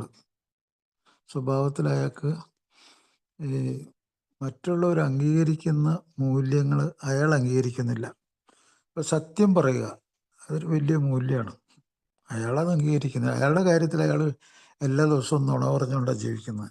അപ്പോൾ അയാൾക്ക് സത്യം പറയുക എന്ന് പറഞ്ഞാൽ ഒരു പ്രയോഗത്തിൽ വരുത്താവുന്ന സംഭവമല്ല. അയാൾക്ക് നുണ പറഞ്ഞ് 100 കണക്കിന് നുണ പറഞ്ഞുകൊണ്ട് അയാൾക്ക് ജീവിക്കാൻ പറ്റുള്ളൂ. അപ്പോൾ അത് അയാളുടെ സ്വഭാവത്തിൽ വരുന്ന ഈ സത്യത്തിന് എതിരായിട്ട് പ്രവർത്തിക്കേണ്ടി വരുന്ന വരുമ്പോഴേ ഒരാൾ ഷെയറിങ്ങിൽ കൂടി മനസ്സിലാക്കേണ്ട ഭയങ്കര സംഭവമാണ്. ഇവന്മാരൊക്കെ സത്യസന്ധത ഇല്ലായിരുന്നെങ്കിൽ ഇവരെവിടെ ഇരിക്കുമായിരുന്നു എന്നുള്ളത്. അപ്പോൾ സത്യസന്ധത, അവർ രക്ഷപ്പെട്ടത് അവരവരോട് സത്യസന്ധത കാണിച്ചിട്ടാണ്. അവർക്ക് വേണ്ടി അവരത് നിർത്തി. അപ്പോൾ ഏറ്റവും വലിയൊരു മൂല്യം, ഒരു വാല്യൂ ആണ് ഈ സത്യം പറയുക, അവനവനോട് സത്യം. അത് അനുഭവത്തിൽ കൂടിയാണ്. സത്യം അയാളെ ബോധിപ്പിക്കാൻ, അയാളുടെ മനസാക്ഷിക്ക് വേണ്ടി അയാൾ ചെയ്യുന്ന പരിപാടി. അപ്പോൾ അയാളുടെ സ്വഭാവത്തിൽ അങ്ങനെ ഒരു മാറ്റം വരുത്തുന്നുണ്ട്. അപ്പോൾ പക്ഷേ ഒരു കാര്യം, കുറച്ച് കഴിയുമ്പോഴത്തേക്കും ശരീരം പ്രതികരിക്കും പഴയ അവസ്ഥയിലേക്ക് പോകാൻ വേണ്ടി. അപ്പോൾ അയാളുടെ സ്വഭാവം മോശമാവും. അപ്പോൾ അയാൾക്ക് തന്നെ ഒരു സംഘർഷം, മാനസിക സംഘർഷമാവും. ഓ, എനിക്ക് പറ്റില്ല, പിടിച്ചു നിൽക്കാൻ പറ്റില്ല. അങ്ങനെ ആ മൂല്യത്തിൽ അയാളെ രക്ഷപ്പെടുത്താനുള്ള മൂല്യം എന്താണെന്ന് അയാൾക്കറിയാം. അപ്പോൾ അയാൾക്ക് കുറ്റബോധം തുടങ്ങും.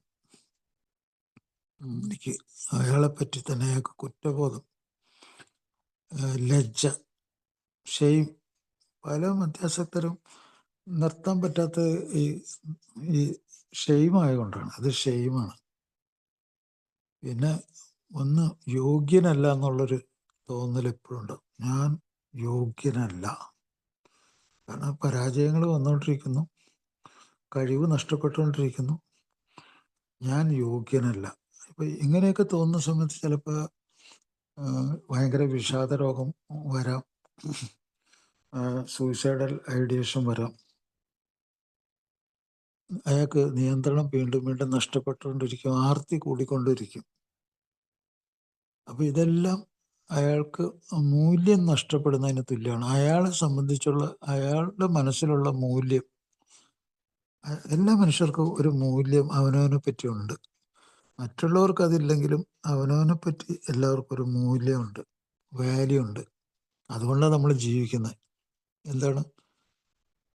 നമ്മുടെ കുറ്റബോധം, ഈ ഞാൻ പറഞ്ഞില്ലേ, ലജ്ജ, നിയന്ത്രണം സാധിക്കുന്നില്ല, ആർത്തി, ഇതൊക്കെ തന്നെ നമ്മുടെ സ്വഭാവത്തിൽ ഭയങ്കര മാറ്റം സംഭവിക്കും. ഇതിനെതിരായിട്ട് പ്രവർത്തിക്കണം എന്തായിരിക്കും? ഇതിനൊക്കെ എതിരായിട്ട് പ്രവർത്തിക്കേണ്ടി വരുന്നു, ഈ സ്വഭാവത്തിനൊക്കെ എതിരെ. അതാണ് നിഷേധം. അപ്പോൾ അവനവനെ ബോധിപ്പിക്കാൻ കഴിയുന്നില്ല, അതാണ് നിഷേധം. അപ്പോൾ ഇങ്ങനെ ബുദ്ധിപരമായിട്ടും സ്വഭാവപരമായിട്ടും ഈ നിഷേധം വരുന്നു. ഈ നിഷേധം ശരിക്കും നമ്മുടെ ബോധമണ്ഡലത്തിൽ പ്രവർത്തിക്കുന്ന എല്ലാ സംഗതികൾക്കും തകരാറുണ്ടാക്കും. നമ്മുടെ ബോധം തന്നെ കലങ്ങി മറിഞ്ഞ് കംപ്ലീറ്റ് അത് കലക്കവെള്ളം പോലെയാവും. അത് അതിൽ യുക്തി ചിന്തകളൊക്കെ പോവും, നഷ്ടപ്പെടും. യുക്തിയോടുകൂടി പെരുമാറാൻ സാധിക്കില്ല ഇതിൻ്റെ ഉള്ളിൽ. അതുപോലെ ഉൾക്കാഴ്ച ഇല്ലാതാവും. അപ്പോൾ ഒരു മനുഷ്യനുള്ള എന്ന നിലയ്ക്ക് അയാൾക്ക് എന്തൊക്കെ നഷ്ടപ്പെടും? അയാൾക്ക് ആ നല്ല രീതിയിലുള്ള ബോധം നഷ്ടപ്പെടും. സമൂഹത്തിൻ്റെ ഭാഗമായിട്ട് അയാളെ പറ്റിയും അയാളെ ചുറ്റുപാടും ഉള്ള കാര്യങ്ങളെ പറ്റിയുള്ള ബോധം പോവും. യുക്തി ചിന്തയില്ല, റാഷണാലിറ്റി എന്ന് പറഞ്ഞാൽ എന്താണ്? റൈറ്റ്, വാട്ട് ഈസ് റൈറ്റ്, എന്താണ് ശരി, എനിക്ക് ശരിയായിട്ടുള്ള, എനിക്ക് ജീവിക്കാൻ ശരിയായിട്ടുള്ള കാര്യം എന്താണ്, വാട്ട് ഈസ് റോങ്, അത് തിരിച്ചറിയണമല്ലോ. എൻ്റെ കാര്യമല്ല, ഞാൻ പുണ്യവാളനാകാനല്ല, എനിക്ക് ജീവിക്കാൻ. അപ്പോൾ ഒരു മനുഷ്യനുള്ള നിലയ്ക്ക് എനിക്ക് ആ റൈറ്റും റോങ്ങും കിട്ടുന്നില്ല. വാട്ട് ഈസ് പ്രോപ്പർ, ഞാനിപ്പോൾ എന്താണ് ശരിക്കും ചെയ്യേണ്ടത് പ്രോപ്പറായിട്ട്, അതും കിട്ടുന്നില്ല. അപ്പോൾ what is good, what is proper, അപ്പോൾ അതിന് പകരം എല്ലാം ബാഡ്, മാഡ്, സാഡ്, ഈ രീതിയിൽ അങ്ങ് പോവും. അപ്പോൾ നിഷേധിക്കരുതെന്ന് ഒരു സാധാരണക്കാരൻ പറഞ്ഞാൽ നമുക്കത് അതിനോട് വിയോജിക്കാൻ പറ്റുമോ? അയാൾ അന്ധമായിട്ടാണ് പറയണത്, എന്നാൽ പോലും നമുക്ക് സാധിക്കില്ല. അതാണ്. അപ്പോൾ ഈ എയിൽ വരുന്നതും ഈ കാര്യങ്ങൾ മനസ്സിലാക്കുന്നതും ഈ ഗ്രൂപ്പ് തെറാപ്പി അറ്റൻഡ് ചെയ്യുന്നതും അതിൻ്റെ മഹത്വം, അതിൻ്റെ ചികിത്സ, ആ ചികിത്സയെക്കുള്ളിൽ നമ്മൾ സാധാരണ മനുഷ്യത്വത്തിലേക്കും മനുഷ്യനാകലിലേക്കും തിരിച്ചു വരുന്നത് എത്ര എത്ര വിലപ്പെട്ട കാര്യമാണ്. അതിനേക്കാൾ വലിയ സംഭവം വേറെ ഉണ്ടോ? മറ്റൊരു ഭാഗത്ത് ഇപ്പം ഇതൊക്കെ ഞാൻ പറഞ്ഞത് ഒരാൾ അയാളെ മാറ്റുന്ന കാര്യമാണ്. മറ്റ് നേരെ ഓപ്പോസിറ്റ് അയാൾക്ക് സംഭവിക്കുന്ന ശാരീരിക, മാനസിക, വൈകാരിക തകരാറുകൾ എല്ലാം കൂടി എടുത്തു കഴിഞ്ഞാൽ, ഇപ്പം ഈ മാനസിക കുഴപ്പമുണ്ടായി കഴിഞ്ഞാൽ ശാരീരികമായിട്ട് കുഴപ്പമുണ്ടാവും. അതുപോലെ വൈകാരികമായിട്ടുള്ള കുഴപ്പമുണ്ടെങ്കിലും ശാരീരിക കുഴപ്പമുണ്ടാവും. സാമൂഹ്യമായിട്ടുള്ള കുഴപ്പമുണ്ടെങ്കിലും ശരീരത്തിന് കുഴപ്പം പറ്റും. ഒരാളുമായിട്ട് വഴക്കുണ്ടായെന്ന് വിചാരിച്ചോ, അടി കിട്ടും, പോലീസ് വരും. ശരീരത്തിന് അകത്തായി പോകുമല്ലോ. അപ്പോൾ അത് ഏത് തരത്തിലാണെങ്കിലും നമ്മൾ ഒറ്റപ്പെടും. നമ്മുടെ ശരിയായ സ്വാതന്ത്ര്യം നഷ്ടപ്പെടും. നമ്മളൊരു അന്ധകാരത്തിൻ്റെ ഉള്ളിലാണ് ജീവിക്കുന്നത്. ഒരു എന്താ പറയുക, ഒരു മായാലോകത്ത്. അപ്പോൾ ആ മായാലോകത്ത് നിന്ന് ഈ പറയുന്ന കാര്യങ്ങൾ ഞാൻ അധികവും റെഫറൻസ് എടുത്തിരിക്കുന്നത് doctor Edgar P nice MD. അത് ഈ മധ്യാസക്ത രോഗത്തെക്കുറിച്ച് വളരെയധികം ലേഖനങ്ങൾ, ഇൻ്റർനാഷണലായിട്ട് അറിയപ്പെടുന്ന ഒരാളാണ് അദ്ദേഹം. അപ്പോൾ അതുകൊണ്ട് ഞാൻ അദ്ദേഹത്തിൻ്റെ ഇത് വളരെ പ്രോഗ്രാമിങ് വളരെയധികം ഇഷ്ടപ്പെടുന്ന ആളാണ് അദ്ദേഹം. അപ്പോൾ അദ്ദേഹം ഈ പറഞ്ഞ കാര്യങ്ങളെല്ലാം അക്ഷരം പ്രതി വളരെ ശരിയാണ്. പ്രോഗ്രാം ഒരു മനുഷ്യനെ സംബന്ധിച്ചിടത്തോളം ഏറ്റവും വലിയ വിലപ്പെട്ട സംഗതിയാണ്. അപ്പോൾ ഇതിൽ നിന്ന് ഈ പ്രോഗ്രാമിൽ വരുമ്പോൾ അയാളിൽ നിന്ന് എടുത്തു മാറ്റപ്പെടുന്ന എന്താണ്? കുറ്റബോധം. ഞാനിപ്പോൾ ബുദ്ധിയുള്ള ആളായി മാറി. എൻ്റെ സ്വഭാവത്തിൽ വന്ന മാറ്റങ്ങൾ എന്തൊക്കെയെന്ന് എനിക്കറിയാം. എൻ്റെ അഹന്ത എന്നെ എവിടെ എത്തിച്ചു എന്ന് എനിക്കറിയാം. അപ്പോൾ എൻ്റെ കുറ്റബോധം ഇപ്പോൾ എനിക്കില്ല. എനിക്ക് അറിവുണ്ടായി. എൻ്റെ സബ്ജക്റ്റീവായിട്ടുള്ള എൻ്റെ ശരീരത്തിലും മനസ്സിലും നടന്ന കാര്യങ്ങളെക്കുറിച്ച് എനിക്ക് അറിവ് കിട്ടി, ബുദ്ധി കിട്ടി. അതുകൊണ്ട് എനിക്ക് പറഞ്ഞില്ലേ, ഞാനൊരു പുണ്യവാളനാകാനല്ല, മനുഷ്യനാകാനാണ് നോക്കുന്നത്. അതുകൊണ്ട് എനിക്കിപ്പോൾ കുറ്റബോധമില്ല. എനിക്കിപ്പോൾ ഈ മാറ്റത്തിൽ എനിക്ക് ലജ്ജയില്ല, ഷെയിമില്ല. എനിക്ക് ഞാൻ യോഗ്യനാണ്, ഒരു മനുഷ്യനായിട്ട് ജീവിക്കാൻ യോഗ്യനാണ്. നേരത്തെ അങ്ങനെയല്ല ഞാൻ വിചാരിച്ചത്. എനിക്ക് യോഗ്യതയില്ലെന്ന് വിചാരിച്ചു, സംശയമായിരുന്നു. എനിക്ക് വിട്ടു നിൽക്കാൻ കഴിവില്ലാത്തതുകൊണ്ട് എനിക്ക് സംശയമായിരുന്നു എന്നെപ്പറ്റി തന്നെ. എനിക്ക് എന്തൊക്കെയോ നഷ്ടപ്പെട്ടെന്ന് ഞാൻ ആദ്യം വിചാരിച്ചു. പൊട്ടത്തരാണെന്ന് മനസ്സിലായി. അപ്പോൾ എൻ്റെ മാനസികമായുള്ള മുൻഗണന ഇതാണെന്ന് എനിക്ക് മനസ്സിലായി. വിട്ടു നിൽക്കൽ, എൻ്റെ അനിയന്ത്രിതത്വം, എനിക്കത് എന്തുകൊണ്ട് നിയന്ത്രിക്കാൻ പറ്റില്ല, അതെന്താണെന്ന് എനിക്ക് മനസ്സിലായി. എൻ്റെ ആർത്തി, അത് എന്തുകൊണ്ടാണെന്ന് എനിക്ക് മനസ്സിലായി. ഞാൻ പുറകോട്ട് പോയി, എൻ്റെ ചിന്തകൾ മോശമായിപ്പോയി. അതെന്തുകൊണ്ടാണെന്ന് എനിക്ക് മനസ്സിലായി. എൻ്റെ സ്വഭാവത്തിൽ വന്ന മാറ്റങ്ങൾ എനിക്ക് തിരിച്ചറിവ് കിട്ടി. ഇതൊക്കെയാണ് പ്രോഗ്രാമിൽ വന്ന ഒരാൾ നേടിയെടുക്കുന്ന കാര്യങ്ങൾ. ഇതൊക്കെയാണ്, ഇതാണ് അയാളുടെ സ്വത്ത്. പക്ഷെ ഇതൊക്കെ, ഈ അറിവ് തിരിച്ചു കിട്ടിക്കഴിഞ്ഞാൽ പ്രവർത്തിക്കണം അയാൾ. അപ്പോൾ എത്രയോ ആളുകൾ ഈ മാരകമായ രോഗം കൊണ്ട് ഇങ്ങനെ വെറുതെ നടന്ന് സമയം കളഞ്ഞിട്ടുണ്ട്. ജീവിതം, ഈ സമയം നമ്മൾ ചെലവഴിക്കുന്നത് എങ്ങനെയാണ്, എത്ര പെട്ടെന്നാണ് നമ്മൾ പ്രവർത്തിക്കുന്നത്. സൈക്കോളജിക്കലായിട്ടുള്ള പ്രവർത്തനമാണ്. ആ സൈക്കോളജിക്കൽ പ്രവർത്തനത്തിൽ നിന്ന് ശാരീരികമായ പ്രവർത്തനത്തിലേക്ക് എത്ര പെട്ടെന്ന് നമ്മൾ സമയം കളയാതെ ആ പ്രവർത്തനത്തിലേക്ക് പോകുന്നു, അത്ര പെട്ടെന്നാണ് നമ്മൾ ജീവിക്കാൻ പറ്റുന്നത്. എന്ന് പറഞ്ഞാൽ എനിക്ക് 76 വയസ്സ് കഴിഞ്ഞു. അപ്പോൾ ഞാനിപ്പോൾ എൻ്റെ ജീവിതം, എനിക്ക് ഈ പ്രോഗ്രാം മനസ്സിലാക്കിയതോടുകൂടി എൻ്റെ ജീവിതത്തിൽ ഇത്രയും അധികം സ്വാധീനിച്ച വേറെ ഒരു സംഭവം ഉണ്ടായിട്ടില്ല. ഇതെല്ലാം തത്വചിന്തകളാണ്. ഇതൊക്കെ പ്രാക്ടീസ് ചെയ്യാനുള്ള സംഗതികളാണ്. ഇത് നമ്മൾ ബുദ്ധിപരമായിട്ടുള്ള കാര്യങ്ങൾ, നമ്മുടെ സ്വാതന്ത്ര്യത്തിൻ്റെ പ്രശ്നമാണ്.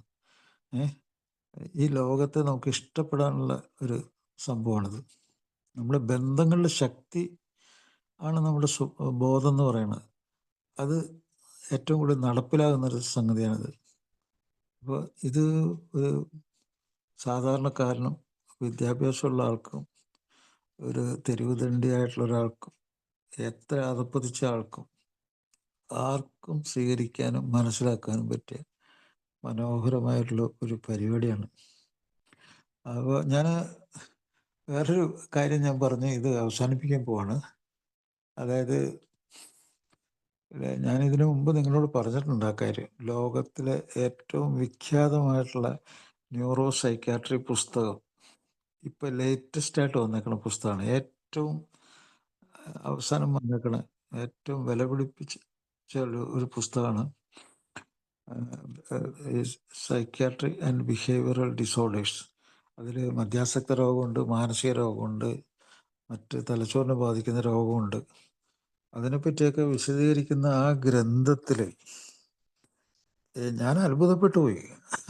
അതിൽ 276 പേജിൽ എഴുതി വച്ചിരിക്കുന്നു, മദ്യാസക്ത രോഗത്തിൻ്റെ എക്സലൻറ്റ് ആ വാക്കാണ് ഉപയോഗിച്ചേക്കുന്നത്, എക്സലൻറ്റ് ട്രീറ്റ്മെൻറ്റ്. എക്സലൻ്റ് എന്ന് പറഞ്ഞാൽ എന്താണ്?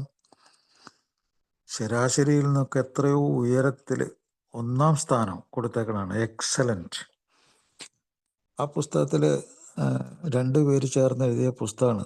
അവർ തലച്ചോറിനെ പറ്റി പഠനം, ഗവേഷണം നടത്തുന്ന, ചികിത്സിക്കുന്ന ലോകത്തിലെ ഏറ്റവും നല്ല പുസ്തകം എഴുതിയ ആൾക്കാർ അവർ പറഞ്ഞേക്കണത് എക്സലൻ്റ് എന്നുള്ള വാക്കാണ് അവർ ചേർത്തേക്കണത്. എക്സലൻറ്റ്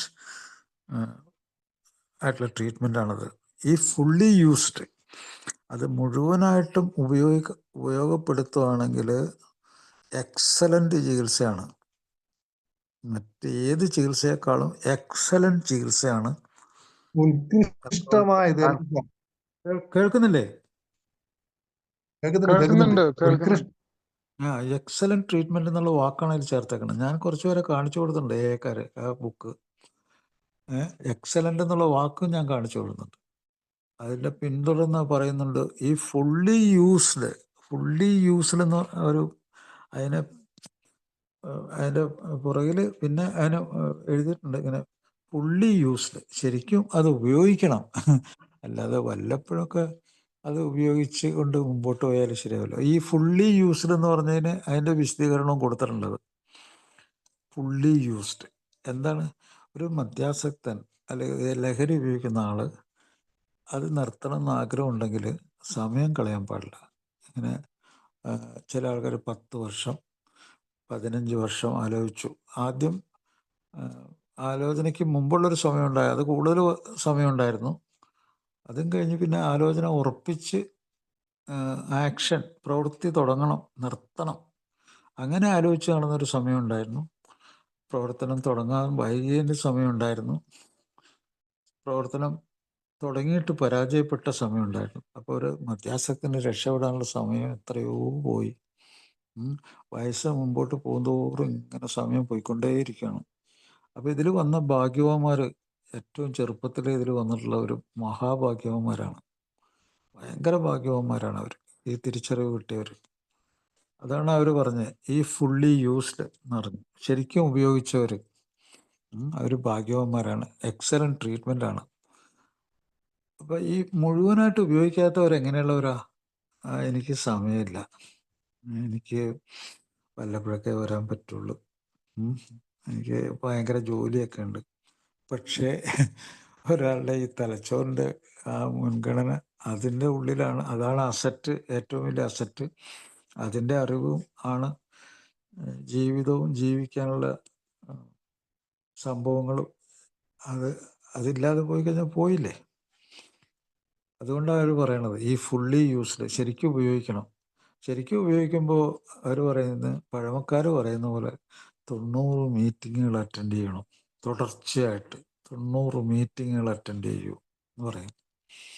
എന്താണ് അതിൻ്റെ ഗുണം? 90 മീറ്റിംഗ് അറ്റൻഡ് ചെയ്യുന്നവർക്ക് സയൻറ്റിഫിക് ആയിട്ടുള്ള എവിഡൻസ് ഈ 2 ഡോക്ടർമാർക്കും അറിയാം. എന്താണ്? 90 ദിവസം മദ്യം നിർത്തി വെച്ചാൽ തലച്ചോറിൻ്റെ ഘടനയിലുള്ള തകരാറ് നല്ലൊരു ശതമാനം മാറിക്കിട്ടും. അതിൻ്റെ ഘടനയിൽ ഭയങ്കര കുഴപ്പമുള്ളതുകൊണ്ടാണ് രക്ഷപ്പെടാൻ പറ്റാത്തത്.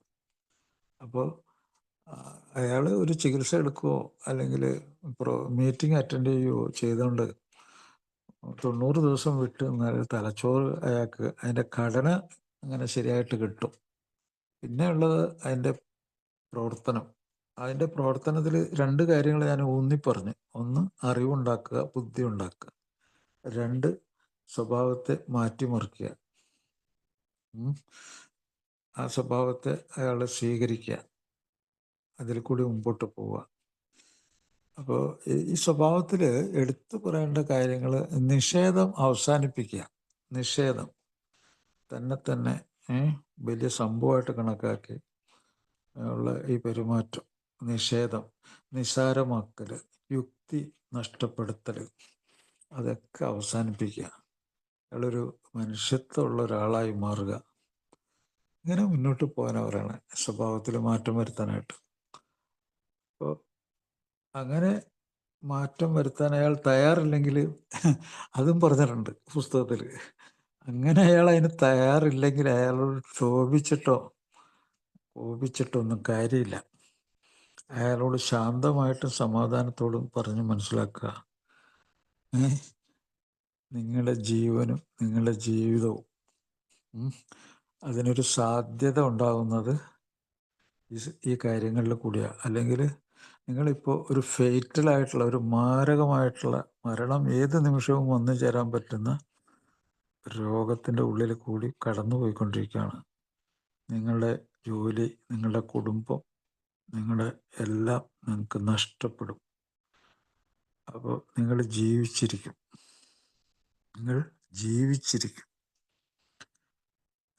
എങ്ങനെ? നിങ്ങൾ ഫുള്ളായിട്ട് യൂസ് ചെയ്താൽ നിങ്ങൾ ജീവിച്ചിരിക്കും. ഇത്രയൊക്കെ. ഇതിൽ കൂടുതൽ എന്താണ് ഇതിൽ കൂടുതൽ വലിയൊരു അവാർഡ് എന്താണ് ഈ പ്രോഗ്രാമിന് കിട്ടാനുള്ളത്? അറിവാണ്, ഏറ്റവും വലിയ അറിവാണത്. അപ്പോൾ ഒരിക്കൽ കൂടി ഈ പ്രോഗ്രാമിൽ വന്ന പുതുമക്കാർ ഇതിനെ സ്വീകരിക്കുക, അവരുടെ ജീവിതത്തെ മാറ്റിമറിക്കുക. കുറേ ആൾക്കാരൊക്കെ ഞാൻ ചികിത്സിച്ചപ്പോൾ ഞാനൊരു അഹന്തയിൽ പറയുമല്ല, അവർക്ക് ഈ മീറ്റിംഗ് അറ്റൻഡ് ചെയ്യാനാണ് ഞാൻ ഉപദേശിച്ചത്. അപ്പോൾ തുടക്കക്കാരെന്നുള്ള നിലയിൽ അവർക്ക് മരുന്ന് കൊണ്ടുള്ള ചികിത്സ ചിലപ്പോൾ ആവശ്യമാണ്, ഫാർമക്കോ തെറാപ്പി. അവരുടെ വീട്ടുകാരുടെ സഹായത്തോടു കൂടിയാണ് ഞാൻ ചികിത്സിക്കാൻ അവരെ പ്രേരിപ്പിച്ചത്. അവർക്ക് സപ്പോർട്ട് വളരെ അത്യാവശ്യമാണ്. അങ്ങനെ ആ സപ്പോർട്ടോടു കൂടി അവർ 90 ദിവസം വിട്ട് നിന്നപ്പോൾ അവർക്ക് ഭയങ്കര മാറ്റങ്ങളൊക്കെ ഉണ്ടായിട്ടുണ്ട്. അവരെ ജീവിതത്തെ പറ്റി മനസ്സിലാക്കാൻ സാധിച്ചിട്ടുണ്ട്. അപ്പോൾ അതുകൊണ്ട് എന്തൊക്കെ നേടിയെടുക്കാൻ പറ്റുമെന്നുള്ളത് അവരുടെ ജീവിതത്തിൽ സെപ്പറേഷൻ, ഒരു വേർപെട്ട് പോവുക, അത് ഇല്ലാതെ ഒരു മനുഷ്യൻ്റെ കൂട്ടായ്മയിലേക്ക് തിരിച്ചു വന്ന് ഒരു കുടുംബം, അല്ലെങ്കിൽ ഈ പ്രോഗ്രാം തന്നെ രക്തബന്ധത്തെക്കാൾ വലിയ ബന്ധം എന്നാണ് പറയണവർ. വലിയ സൗഹൃദം, വലിയ സേവനം, വലിയ തിരിച്ചറിവ്, അത് വലിയ സംഗതിയാണ്. അപ്പോൾ ആ വേർപെട്ട് പോകൽ അവസാനിച്ചു. ഇപ്പോൾ ഡൈവേഴ്സ്, അല്ലെങ്കിൽ ഉപദ്രവങ്ങൾ, കൊലപാതകങ്ങൾ, അതിൽ നിന്നൊക്കെ ജയിലിൽ പോകൽ, ക്യാൻസർ പോലെയുള്ള മാരക രോഗങ്ങൾ, ഹൃദ്രോഗം, അതുപോലെ മറ്റ് ഇതിൻ്റെ കൂടെ വന്നു ചേരാൻ പറ്റിയ രോഗങ്ങൾ, അതിനെപ്പറ്റിയൊക്കെ തിരിച്ചറിവ് കിട്ടി ഒരു ജീവിതത്തിലേക്ക് പ്രവേശിക്കാൻ പറ്റി. അവയവങ്ങളെ, ശരീരത്തെയൊക്കെ ആരോഗ്യത്തോടുകൂടി, ചിട്ടയോടുകൂടി കൺട്രോൾ ചെയ്ത് കൊണ്ടുപോകാനുള്ള ഒരു കുറ്റക്കാരൻ ഞാൻ വളരെ എടുത്തു പറയാനുള്ളത്, ലൈംഗികമായിട്ടുള്ള സെക്ഷൽ.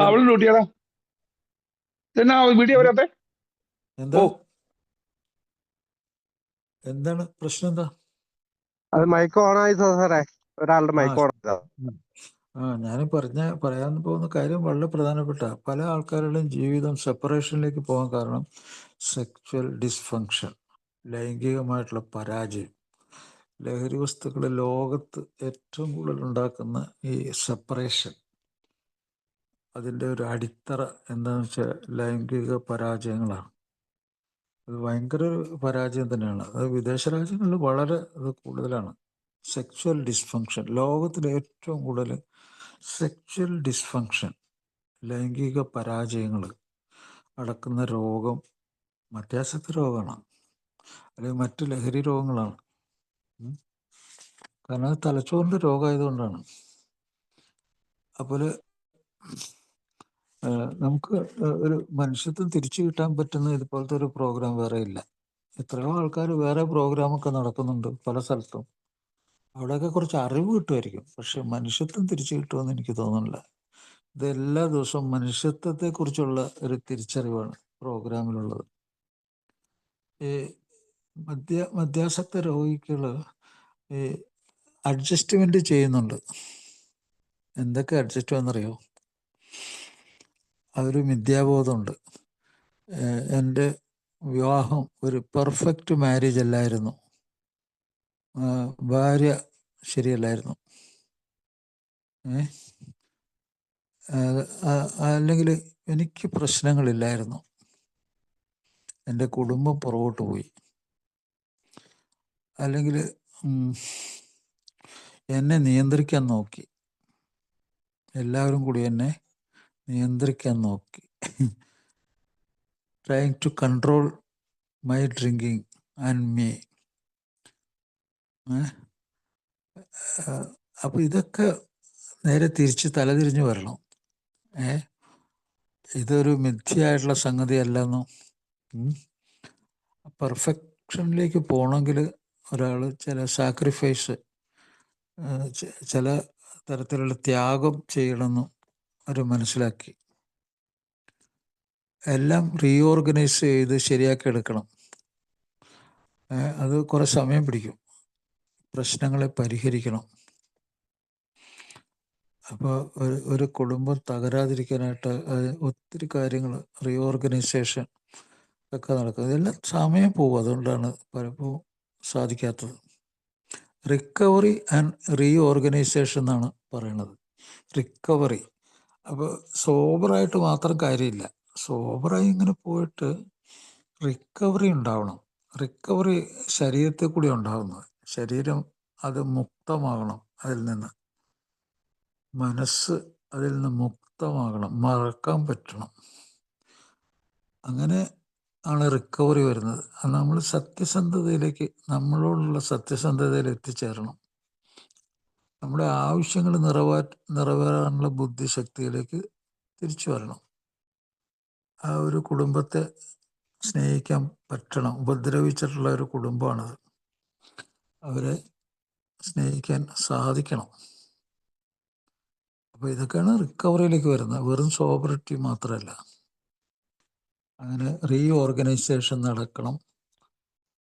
എല്ലാവരോടും, കുട്ടികൾ, കുടുംബം, ജോലിസ്ഥലത്ത്, സുഹൃത്തുക്കളോട്, അവരെയൊക്കെ എയുടെ ലിറ്ററേച്ചറിൽ പറയുന്നുണ്ട്. വാട്ട് ഈസ് എ, എന്താണ് എ എന്ന് ചോദിച്ചാൽ അത് മറ്റുള്ളവർക്ക് മനസ്സിലാക്കി കൊടുക്കാൻ അതിലെഴുതിയിട്ടുണ്ട് ഇങ്ങനെ: ഞങ്ങൾ ഉപദ്രവിച്ചിട്ടുള്ളത് ഞങ്ങളെ തന്നെയും, ഞങ്ങളുടെ കുടുംബാംഗങ്ങളെ, ഞങ്ങൾ എണ്ണിയാലൊടുങ്ങാത്ത ദ്രോഹം ഞങ്ങളോട് തന്നെയും മനുഷ്യരാശിയോടും ഞങ്ങൾ ചെയ്തിട്ടുണ്ട് എന്നൊക്കെ അതിൽ എഴുതി വെച്ചിട്ടുണ്ട്. അത് അത്ര വലിയ തിരിച്ചറിവ് എവിടുന്നാണ് കിട്ടുന്നത്? അതെല്ലാം ഈ പ്രോഗ്രാമിൽ നിന്ന് അവർക്ക് കിട്ടിയതാണ്. അപ്പോൾ ഒരിക്കൽ കൂടി ഈ പ്രോഗ്രാമിന് ഒരു വില കൽപ്പിക്കുക, സ്വയം രക്ഷപ്പെടുത്തുക, കൂടെ ജീവിക്കുന്നവരെ രക്ഷപ്പെടുത്തുക. അങ്ങനെ എത്രയും പെട്ടെന്ന് ബിഗിനിങ് ഓഫ് ട്രീറ്റ്മെൻറ്റ്, ഏറ്റവും നേരത്തെ, ഏറ്റവും നല്ല ബന്ധങ്ങൾ, ഏറ്റവും ഒരു വലിയ യാഥാർത്ഥ്യത്തെ തിരിച്ചറിയൽ. അപ്പോൾ ഇത് കൂടാതെ ഈ treatment can be out patient, in patient ഒക്കെ പല ട്രീറ്റ്മെൻറ്റും ഉണ്ട്. Treatment can be online. നമ്മുടെ ഈ ഓൺലൈൻ പ്രോഗ്രാം മനോഹരമായ ഒരു ചികിത്സാ രീതി തന്നെയാണ്. അപ്പോൾ ഈ ഓൺലൈൻ ട്രീറ്റ്മെൻറ്റിൽ ചില ആൾക്കാർക്ക് പ്രോഗ്രാമിൽ വരാൻ ഭയങ്കര ബുദ്ധിമുട്ടുണ്ടാകും ഈ സമയത്തിൻ്റെ കാര്യത്തിലൊക്കെ. പക്ഷേ അവനവനോട് സത്യസന്ധത ഉണ്ടെങ്കിൽ ഓൺലൈൻ പ്രോഗ്രാം വളരെ ഇഫക്റ്റീവ് ആണെന്ന് എനിക്ക് തോന്നുന്നുണ്ട്. ഒരിക്കൽ കൂടി എല്ലാവർക്കും ഒരു മേന്മയുള്ളൊരു ജീവിതം അത് ഞാൻ ആശംസിക്കുന്നു. Thank you.